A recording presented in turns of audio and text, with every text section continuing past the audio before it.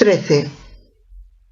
Cuando Roland salió del ascensor al vestíbulo, no le sorprendió ver a una mujer con un jersey verde grisáceo y pantalones de sport de color musgo, de pie, delante del jardín con un par de dientes que guardaban un respetuoso silencio. Un animal, que no era exactamente un perro, estaba justo a su pie izquierdo. Roland cruzó el vestíbulo hacia ella. La tocó con el codo. Irene Tassenbaum se volvió hacia él, con los ojos abiertos de par en par, por la sorpresa. ¿Lo oyes?, preguntó ella. Es como la canción que escuchamos en Lovell, solo que 100 veces más delicada. Lo oigo, respondió Roland. Entonces se agachó y agarró a Acho. Miró a los ojos brillantes y ribeteados de dorado del Brambo mientras las voces cantaban. Amigo de Jake, dijo. ¿Qué mensaje te dio? Acho lo intentó, pero lo mejor que pudo conseguir fue algo que sonó a dandy-o, una palabra que a Roland le recordaba vagamente a una canción de borrachos, en la que rimaba con la última palabra de Adelina Seyche-Randio. Adelina dice que está cachonda. Roland pegó la frente a la de Acho y cerró los ojos. Olió el cálido aliento del Brambo y algo más, un aroma impregnado en su pelo que era heno, en el que Jake y Benny Slipman habían saltado por turnos no hacía tanto tiempo. En su mente, mezclada con el dulce canto de aquellas voces, escuchó la voz de Jake Chambers por última vez. Dile que Eddie dijo, cuidado con Dandelo, no lo olvides, y Acho no lo había olvidado. 14. En el exterior, al descender la escalera del número 2 de la plaza Dag Harman Hall, una voz le dijo con tono diferente. Señor, señora. Era un hombre de color con traje y sombrero de fieltro negro. Estaba junto al coche más negro y alargado que Roland hubiera visto jamás. Mirarlo lo incomodaba. ¿Quién nos ha enviado una viga fúnebre?, preguntó. Irene Tassenbaum sonrió. La sonrisa la había refrescado, la había estimulado y la había alegrado, aunque seguía cansada y preocupada por ponerse en contacto con Davy, que a estas alturas estaría loco de preocupación. No es un coche fúnebre, dijo ella, es una limusina, un coche para personas especiales o para personas que se creen especiales. Luego le dijo al conductor, mientras vamos en el coche, ¿puede hacer que alguien de su oficina se ponga en contacto con una compañía aérea? Por supuesto, señora. ¿Puedo preguntarle qué compañía prefiere y el destino? El destino es Portland, Maine. La compañía que prefiero es Robert Van Airlines. Si vas esta tarde. Las ventanillas de la limusina eran de cristal tintado. El interior estaba en penumbra y rodeado de luces de colores. Acho subió de un salto a uno de los asientos y miró con interés la ciudad que iba pasando. Roland estaba ligeramente maravillado de ver que había un bar equipado por completo a un lado del largo compartimento de pasajeros. Pensó en tomar una cerveza, pero decidió que incluso una bebida tan suave sería suficiente para nublar sus propias luces. Irene no tenía esas preocupaciones. Se sirvió algo con pinta de whisky y de una botellita levantó el vaso en dirección a Roland. Que tu camino siempre sea en ascenso y que el viento siempre te dé en la espalda, coleguita, dijo. Roland asintió con la cabeza. Buen brindis, os lo agradezco, Sai. Estos han sido los 3 días más increíbles de toda mi vida. Yo soy quien os da las gracias, Sai, por escogerme a mí y por haberme follado, pensó, pero no lo añadió. Dave y ella todavía disfrutaban de algún que otro revolcón, pero no como el de la noche anterior. Jamás había sido así. Y si Roland no hubiera estado distraído, seguramente habría hecho que a ella le saltaran las chispas, como fuegos artificiales. Roland asintió y miró pasar las calles de la ciudad, una versión de luz, aunque renovada y vital. ¿Y tu coche?, preguntó. Si lo queremos antes de volver a Nueva York, habrá que conseguir que alguien lo lleve hasta Maine. Seguramente el favor nos lo hará el Beamer de Davy. Es una de las ventajas que tiene de ser rica. Desea y haz, eso digo yo. ¿Has dicho haz? Es una forma de hablar, le aclaró ella. En realidad me refería a que, como lo desee, tengo un BMW. Son las siglas de Bavarian Motor Works. Ah, Roland intentó poner cara de lo que había entendido. Roland, ¿puedo hacerte una pregunta? Roland hizo un gesto de girar la mano para decirle que continuara. Cuando salvamos al escritor, ¿también salvamos el mundo? En cierta forma lo hicimos, ¿verdad? Sí, respondió. ¿Cómo puede ser que un escritor que ni siquiera es muy bueno, y lo digo con conocimiento de causa, porque he leído 4 o 5 libros suyos, tiene en sus manos el destino del mundo? ¿O de todo el universo? Si no es muy bueno, ¿por qué no leíste solo uno? La señora Tassenbaum sonrió. Tuché. ¿Se deja leer? Vale, ya he respondido a tu pregunta. Ahora responde tú a la mía. Dios sabe que hay escritores que creen que el destino del mundo depende de los que ellos digan. Se me ocurre como por ejemplo Norman Mailer, también Shirley Hazard y John Updike. Pero, por lo visto, en este caso, el mundo sí que estaba en sus manos. ¿Cómo ha ocurrido? Roland se encogió de hombros. Escucha las voces adecuadas y canta las canciones adecuadas, que es como decir K.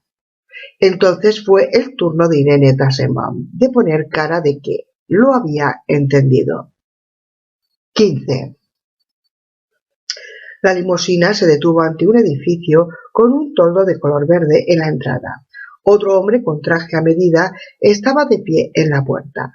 Los escalones que ascendían desde la acera estaban rodeados por una cinta amarilla. Había unas palabras impresas en esa cinta que Roland no entendía. Dice escena del crimen. Prohibido el paso, dijo la señora Tassenbaum. Pero parece que haya sido hace un rato. Creo que retiran la cinta cuando han terminado con las fotos, los pincelitos y todo lo demás. Hay que tener amigos poderosos para poder pasar. De hecho, Roland estaba seguro de que la cinta llevaba ahí bastante tiempo. Unas 3 semanas, más o menos. Fue cuando Jake y el padre Callahan habían entrado en el DCP.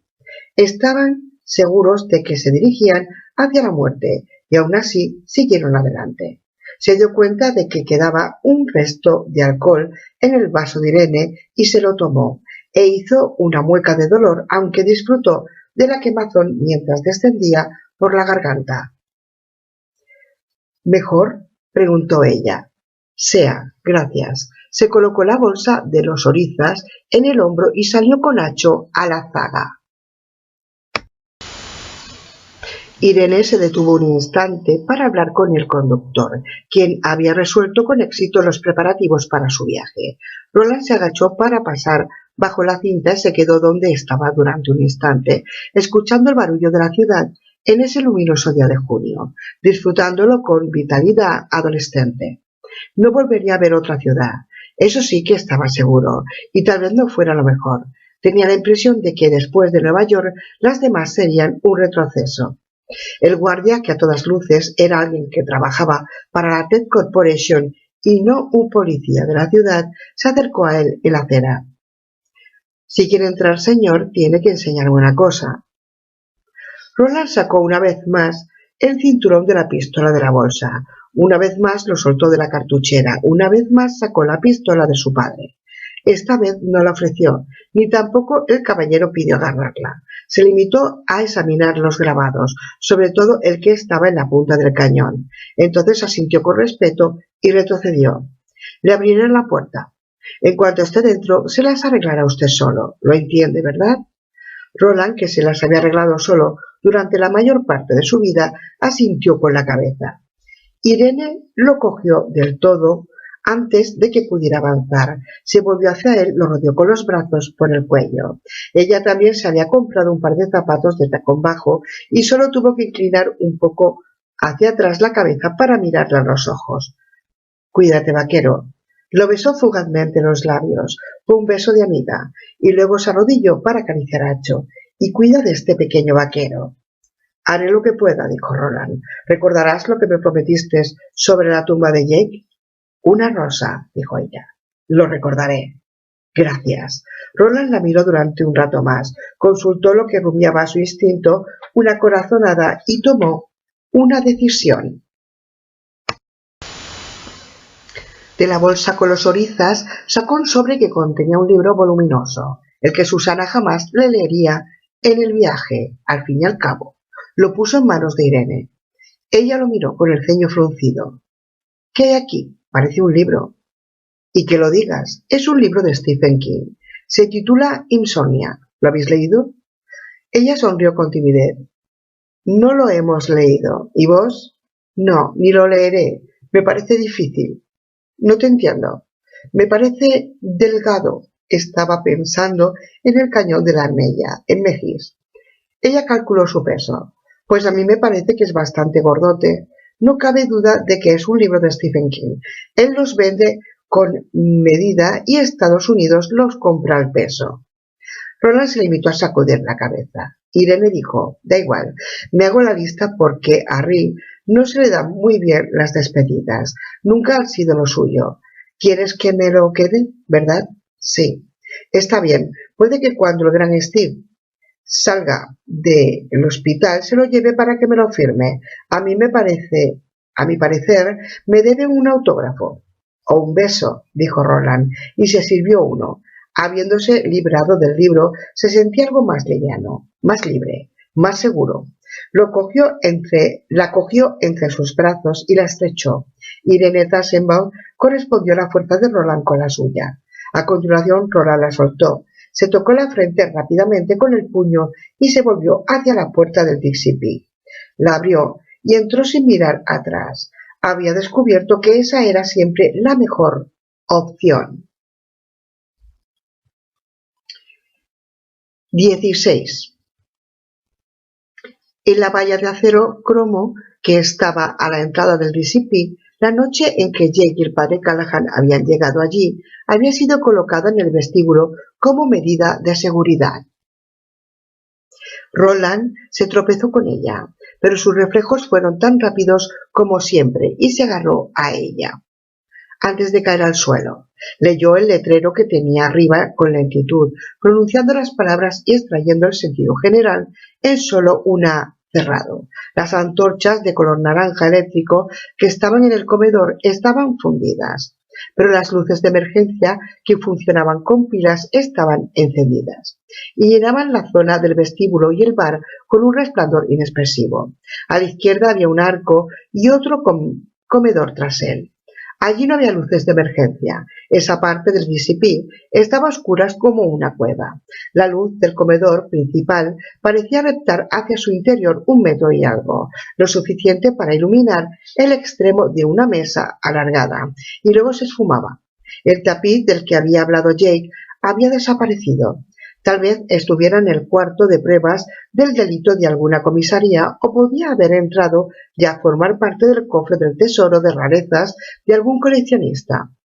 Roland olía el suave aroma de la carne carbonizada, tenue pero desagradable. En el comedor principal había 2 o 3 mesas volcadas. Roland vio manchas en la alfombra roja, varias de ellas que eran oscuras y eran sin duda de sangre, y una pasta amarillenta que era otra cosa. «Parta eso, baratija del dios de los deros, pártala ya, dita sea». Y la voz del padre, que hacía eco desde la lejanía en los oídos de Roland, sin miedo: «No necesito poner a prueba mi fe por el desafío de un ser como vos, Sain». El padre, otro de los que había dejado atrás.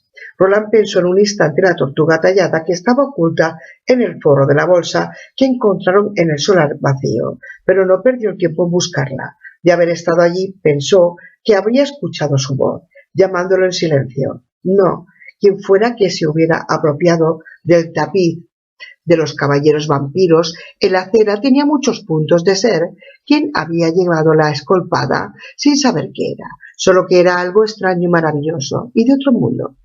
Lástima, podría haberle resultado útil. El pistolero siguió adelante, abriéndose paso entre las mesas con Acho trotando detrás de él.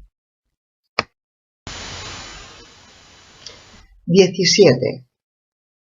Se detuvo en la cocina el tiempo suficiente para preguntarse qué habría pensado la policía de Nueva York de ella. Estaba más que seguro de poder confirmar que jamás había visto una así, no en esa ciudad llena de maquinaria limpia y brillantes luces eléctricas. Se trataba de una cocina en la que Hugs, el cocinero que recordaba de su juventud, bajo cuyos pies muertos su mejor amigo y él habían desperdigado pan para los pájaros, se habría sentido como en casa. Los hornillos de la cocina llevaban semanas apagados, pero el olor a la carne que se había asado allí, alguna de la variedad conocida como cerdo largo, resultaba intenso y repulsivo. Allí había más signos de problemas, una olla embadurnada y tirada sobre las baldosas verdes del suelo, sangre que se había ennegrecido en uno de los fogones, y Roland pudo imaginar a Jake abriéndose paso a duras penas por la cocina, pero no con miedo, no él no. En lugar de sentir miedo, se había detenido para preguntar por dónde seguir al chico cocinero. ¿Cómo te llamas, piltrafilla? Ho Chang-bin, ese soy yo, hijo de Josa. Jake les había contado esa parte de la historia, pero no era el recuerdo lo que habló en ese momento a Roland. Eran las voces de los muertos. Había escuchado esas voces antes y las reconocía porque lo eran. 18. Acho se colocó en la cabeza tal como había hecho la última vez que había estado en ese lugar. Todavía olía el aroma de Eik, de forma leve y apesadumbrada. Ahora era Eik quien había tomado la delantera, pero no se había ido tan lejos. Era bueno. Eik era bueno. Eik esperaría, y cuando llegase el momento, cuando la misión que Eik le había encomendado estuviera finalizada, Acho lo alcanzaría e iría con él, como antes. Tenía un hocico poderoso y encontraría una pista olfativa más reciente cuando llegara el momento de rastrear en busca de ella. Eik lo había salvado de la muerte, que no importaba. Eik lo había salvado de la soledad y la vergüenza después de que Acho hubiera sido repudiado por el Ted de sus congéneres, y eso sí importaba. Mientras tanto, estaba en esa misión por cumplir. Llevó al hombre Olan a la despensa. La puerta secreta hacia la escalera estaba cerrada, pero el hombre Olan palpó con paciencia los estantes de latas y cajas hasta que encontró la forma de abrirla. Dice Olan porque no puede decir Roland, ¿vale?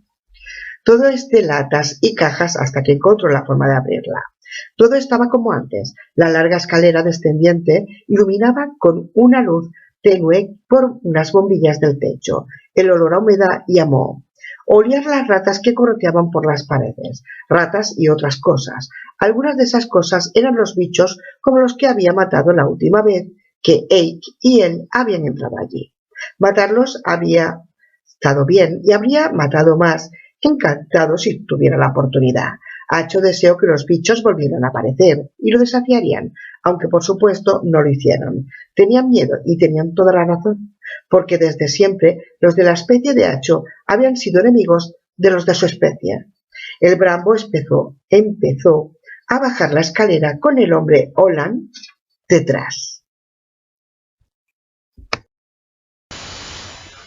19. Pasaron junto a un tenderete desierto con los letreros amarillados por el tiempo. Recuerdos de Nueva York, última oportunidad. Y visité el 11 de septiembre de 2001. 15 minutos después, Roland miró su nuevo reloj para estar seguro de la hora. Y llegaron a un lugar donde había un buen montón de cristales rotos en el sucio suelo de su pasillo. Roland levantó a Acho para que no se cortase las almohadillas. En ambas paredes vio los restos hechos añicos de lo que había sido una especie de trampillas acristaladas. Cuando miró, en el interior vio una compleja maquinaria. Allí estuvieron a punto de atrapar a Jake. Le tendieron una especie de trampa mental, pero una vez más Jake había sido lo bastante inteligente y valiente como para salir airoso. Sobrevivió a todos menos a un hombre demasiado estúpido y demasiado descuidado como para hacer el simple trabajo de conducir su viga en una carretera vacía, pensó Roland, con amargura. Y el hombre que lo llevó hasta allí, ese hombre también. Luego Acho le ladró y Roland se dio cuenta de que, por la rabia que sentía contra Brian Smith y contra sí mismo, estaba apretando al pobre bichito con demasiada fuerza. «Te ruego perdón, Acho», le dijo, y lo dejó en el suelo. Acho se alejó trotando sin dar respuesta y no pasó mucho tiempo hasta que Roland topó con los cuerpos desperdigados de los cabrones que habían hostigado a su chico en el Dixie Pit. Allí también, marcadas en polvo que cubría el suelo de ese antiguo pasillo, había huellas que Eddie y él habían dejado al llegar. Una vez más escuchó una voz fantasmal, esta vez del jefe de los devastadores. «Reconozco tu nombre por tu cara y tu cara por tu boca. Tienes la misma boca que tu madre, que se la chupaba a John Farson con mucho gusto». Roland se volvió sobre la punta de sus botas. El cadáver era un llamado Flaherty, cuyo padre le había metido el miedo a los dragones en la cabeza, si es que al pistolero le interesaba o le importaba. La verdad es que ni una cosa ni la otra, y miró al rostro muerto, que ya había acumulado un montón de moho. Junto a él había un Taín con cabeza de sapo cuya frase final había sido «Maldito seas entonces, doloroso K». Y más allá de los cuerpos apilados de esos dos y sus compañeros estaba la puerta que los sacaría de Mundo Piedra Angular para siempre. Suponiendo que todavía funcionara, Acho trotó hacia ella y se sentó delante, al tiempo que se volvió para mirar a Roland. El Brambo estaba jadeando y su conocida y amigable sonrisa había desaparecido. Roland se acercó a la puerta y colocó las manos sobre la fustánima de grano fino. En lo más hondo de su ser sintió una vibración grave y perturbadora. Esa puerta todavía funcionaba, pero puede que no lo hiciera durante mucho tiempo. Cerró los ojos y pensó en su madre, inclinándose sobre él cuando estaba en su camita, que por poco tiempo antes había sido ascendido de una cuna que no conocía, aunque seguro que no hace mucho tiempo su rostro era un tapiz de colores desde las ventanas de la sala cuna. Gabrielle Deschain moriría más adelante a manos de aquel al que acariciaba con tanta delicadeza y ternura, hija de Candor el Alto, esposa de Steven, madre de Roland, cantándole para que se durmiera y soñara con esas tierras que solo los niños conocen. Mi hortelanito, mi niñito, mi pequeño, trae las bayas, presto. Chusit, chisit, chasit. Trae bastantes para llenar tu cesto. Hasta aquí he viajado, pensó con las manos separadas sobre la puerta de fustánima. Hasta aquí he viajado y he lastimado a muchos en el camino. Lastimado o matado, y lo que pude salvar fue salvado por un accidente, y puede que jamás salve mi alma, si es que tengo una. Aún así queda mucho. He llegado al principio del último camino y necesito recorrerlo todo. Ojalá Susana pudiera recorrerlo conmigo. Puede que todavía quede suficiente para llenar mi cesta. Chasit, dijo Roland y abrió los ojos al tiempo que la puerta se abría. Vio a Acho sacar con agilidad para traspasarla. Escuchó el agudo chillido del vacío entre los mundos y luego fue él quien pasó, cerrando la puerta tras de sí y todavía sin mirar atrás. Capítulo 4. Fedic, dos visiones. 1. Mirad cómo brilla todo aquí. Cuando visitamos Fedic con anterioridad, no había sombras ni brillo, pero había una razón para ello. No era el verdadero Fedic, sino una especie de sustituto de Sotránsito, un lugar que Mia conocía bien y recordaba bien, al igual que recordaba el adarve del castillo que visitaba a menudo antes de que las circunstancias, en la persona de Walter Odin, le otorgara un cuerpo físico y por tanto se podía recrear. Hoy, sin embargo, la población desierta está tan iluminada que casi cuesta mirarla, aunque sin duda la veremos mejor en cuanto se nos haya adaptado la vista después de la oscuridad de Tronido y el pasadizo subterráneo del Dixie-Pee.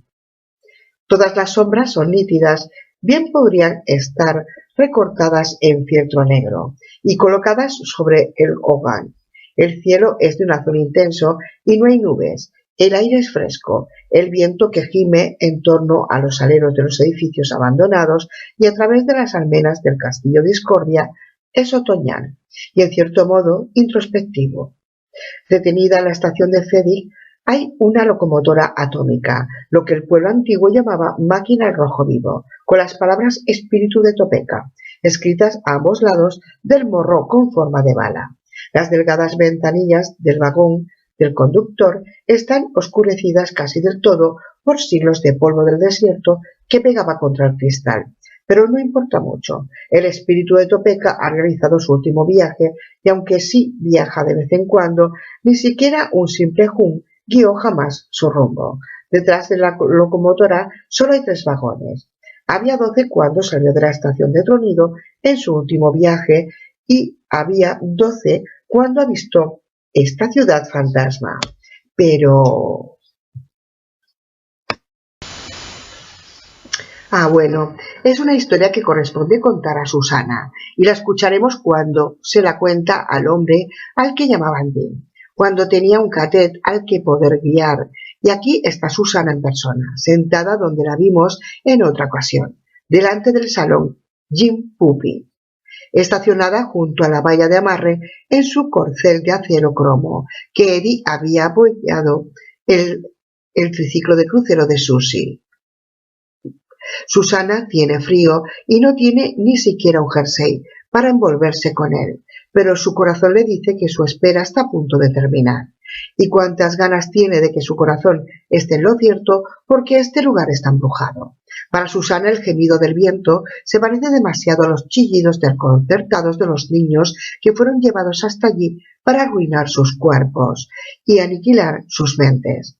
Junto al oxidado cobertizo al final de la calle, la estación experimental Arco 16, si es que no la recordáis, están los caballos grises Cibor. Han caído un par más desde la última vez que estuvimos por aquí. Unos cuantos más mueven la cabeza con un clic, hacia adelante y hacia atrás, como si intentasen ver a los jinetes que se acercaran y los liberaran. Pero eso no ocurriría porque los disgregadores han sido liberados para errar y ya no hay necesidad de más niños para alimentar sus habilidosas mentes. Y ahora mirad, al final llega lo que la mujer ha esperado durante todo este largo día y anteayer y antes de anteayer, cuando Ted Brautigan, Dinky, Ershaw y un par más, Shemi no se ha ido al claro al final de la senda, se despiden de ella con la mano. La puerta del Dogan se abre y sale un hombre. Lo primero que ella ve es que la cojera ha desaparecido. A continuación se da cuenta de que sus vaqueros y su camisa nuevos, bonitos trapos, aunque por otro lado van tan penosamente preparado para el frío como ella, en sus brazos el recién llegado lleva a un animal peludo con las orejas levantadas. Hasta aquí todo va bien, pero el muchacho que debería llevar al animal no está. No hay muchacho y se le inunda el corazón de tristeza. Sin embargo, no le sorprende porque ya lo sabía. Al igual que aquel hombre precavido, lo habría sabido de ser ella quien hubiera fallecido en la senda. Abandona su asiento deslizándose sobre las manos y los muñones de las piernas. Baja de la vereda de tablones de madera al asfalto. Luego levanta una mano y la agita sobre la cabeza. «Roland», grita. «Oye, pistolero, estoy aquí». Él la ve y le devuelve el saludo. A continuación se agacha y deja al animal en el suelo. Acho se empeña en correr hacia ella. con la cabeza gacha, las orejas pegadas al cráneo, y corre sobre la capa de nieve con la velocidad, la proximidad al suelo y la gracilidad en el salto de una comadreja. Mientras todavía está a unos 2 metros de ella, al menos 2, salta en el aire. Su sombra vuela rauda y veloz sobre la tierra compacta de la calle. Ella lo agarra con un receptor de fútbol americano practicando el pase Ave María. La fuerza del empuje de Acho propina a Susana un golpe que la deja sin respiración y la envuelve en una nube de polvo. Pero cuando logra respirar por fin, el aire sale con una risa. Todavía se ríe mientras el Brambo se sostiene con las pequeñas y gruesas patas delanteras sobre el pecho de Susana y las ancas regordetas sobre el vientre con las orejas levantadas, meneando la colita de cerdo y dándole lengüetazos en las mejillas, en la nariz y en los ojos. «Déjalo ya», grita ella, «déjalo ya, cariño, que me vas a matar». Susana escucha esto último, dicho con tan poca intención, y su risa se detiene. Acho baja al suelo, se sienta, inclina el hocico en dirección a la cuenca azul y vacía del cielo, y suelta un único y prolongado aullido que a ella le comunica todo lo que quiere saber, por si no lo sabía todavía. Para Acho hay formas más elocuentes de hablar que el par de palabras que sabe. Ella se incorpora, se sacude el polvo de la camisa y una sombra se proyecta sobre su cuerpo. Alza la vista, aunque al principio no ve el rostro de Roland. La cabeza del pistolero queda justo delante del sol y el astro se convierte en una intensa corona para él. Sus rasgos se pierden en la oscuridad, pero tiene las manos extendidas. Una parte de ella no quiere tomarlas. ¿Acaso no os consta? Otra parte de ella acabaría aquí y lo enviaría a él solo a las tierras yermas. Da igual lo que quisiera Eddie, da igual lo que Jay, sin duda también quería. Esta silueta oscura con el sol como halo la había sacado a rastras de una vida muy cómoda. Oh sí, en esa vida tenía sus fantasmas y al menos un demonio de negro con corazón. Pero ¿quién no los tiene? Es quien le ha presentado a la primera persona a quien amar, a quien llorar y por quien sentir la angustia y la pérdida. Ha resultado ser un trato bastante lamentable, por así decirlo. En su mayor torvamente hábil, la autora de su tristeza, ese polvoriento caballero errante que había llegado caminando del viejo mundo con sus viejas botas y una vieja máquina de matar en cada cadera. Estos son pensamientos melodramáticos, imágenes violáceas y la vieja Odetta, clienta de The Hungry y una cachorrita enrollada. Sin ninguna duda se reiría de ellos, pero ella ha cambiado. Él la ha cambiado y considera que si alguien tiene el derecho a deleitarse con pensamientos melodramáticos e imágenes violáceas, esa era Susana, hija de Dan. Una parte de ella lo haría, no para que finalizase su búsqueda, ni para romperle el alma, solo la muerte podría conseguirlo, sino para borrar esa luz que le queda en los ojos y castigarlo por su constante crueldad sin sentido. Pero el K es la rueda a la que todos estamos atados, y cuando la rueda gira, debemos por fuerza girar con ella, primero con la cabeza hacia el cielo y luego, una vez más, con la cabeza mirando al infierno, donde el cerebro que está en su interior siente como si ardiera, y así, en su lugar, de rechazarlo. 2. En lugar de rechazarlo como en parte deseaba, Susana tomó las manos de Roland. Él la levantó, no la puso en pie, pues carecía de ellos, aunque durante un tiempo le habían prestado un par, sino que la tomó en brazos, y cuando intentó besarla en la mejilla, ella se volvió la cara para que sus labios se unieran. Que entienda que no hay medias tintas, pensó, echándole el aliento al respirar e inspirando el suyo a cambio transformado. Que entienda que si estoy en ello, estoy hasta el final. Que Dios me ayude. Estoy en ello con él hasta el final.